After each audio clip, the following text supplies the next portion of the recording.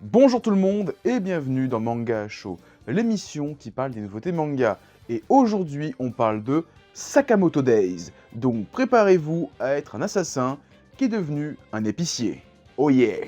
Il s'agit d'un manga écrit et dessiné par Yuto Suzuki. Le manga a commencé en 2020 au Japon dans le Shonen Jump de Shueisha. La série est encore au cours au Japon et compte à ce jour 6 tomes. Et en France, c'est Glénat qui édite les 2 premiers tomes d'un coup. Résumé. Taro Sakamoto est un assassin légendaire, le meilleur d'entre tous, craint par tous les gangsters, adulé par ses pairs. Mais un jour, il tombe amoureux. S'ensuivent retraite, mariage, paternité et prise de poids. Sakamoto est aujourd'hui patron d'une petite épicerie de quartier et coule des jours heureux avec sa famille. Mais lorsque son passé le rattrape, sous les traits de Shin, un jeune assassin télépathe, Sakamoto reprend du service. Sakamoto Days, c'est le gros shonen de ce début d'année que tout le monde attendait. Alors, je dis tout le monde, je m'inclus aussi dedans, parce que ça faisait quelques temps que ce manga, avec le coach Hanzai de Slam Dunk qui tient un flingue, m'intriguait depuis quelques temps. Et bah j'ai craqué pour les 2 tomes, et c'est super bien. Alors oui, j'en vois certains pointer du doigt que ça ressemble à d'autres mangas sortis ces dernières années. Et quand je dis ça, je pense bien sûr à La Voix du Tablier ou encore à The Fable. Parce que les 3 œuvres partagent un point commun. Quelqu'un du monde criminel qui devient quelqu'un du monde commun. Et en plus, à chaque fois, c'est plus ou moins des mangas humoristiques. Dans The Fable, on a un tueur de légende qui est envoyé à la campagne pour se mettre à l'ombre quelque temps. Et il y a ce décalage entre un personnage ultra dangereux qui va vivre une vie ultra calme.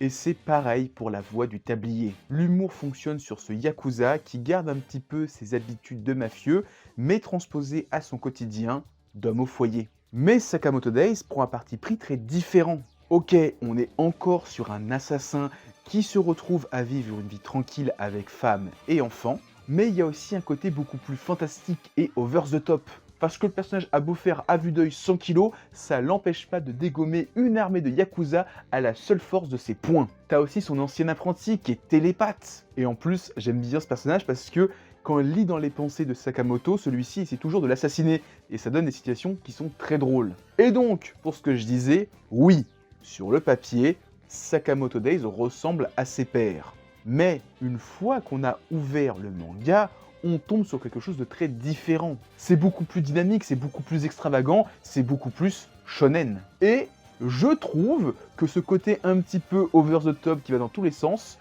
me rappelle le manga Gintama. C'est un manga que je suis en train de lire sur l'application de Mangayo. C'est une super appli, mais c'est pas le sujet de la vidéo. Et j'aime beaucoup ce côté qui va à tout berzinc, qui va dans tous les sens, où les personnages se tapent n'importe où, n'importe quand, avec n'importe quel style de combat. Il y a un personnage, il se bat avec le style de l'homme ivre. Je trouve ça génial.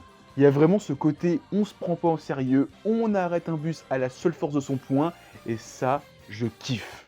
Niveau dessin, alors on est sur un trait que je trouve très simple, limite un petit peu brouillon par moment, qui me rappelle dans une moindre mesure le style de Togashi. À côté de ça, le mangaka offre pas mal de scènes de baston qui sont géniales. Je pense notamment à la double page où on voit Sakamoto et Shin défoncer une bande de Yakuza, et je trouve le découpage de cette scène génial. Et alors, c'est un truc totalement personnel, mais j'adore la physique du corps de Sakamoto. J'adore comment la graisse, le double menton de Sakamoto évolue dans le monde, où quand il y a un coup de vent, un coup de poing, on voit sa graisse s'agiter. Je trouve ça génial. En conclusion, Sakamoto Days, très bonne surprise, très bon shonen, très bon manga.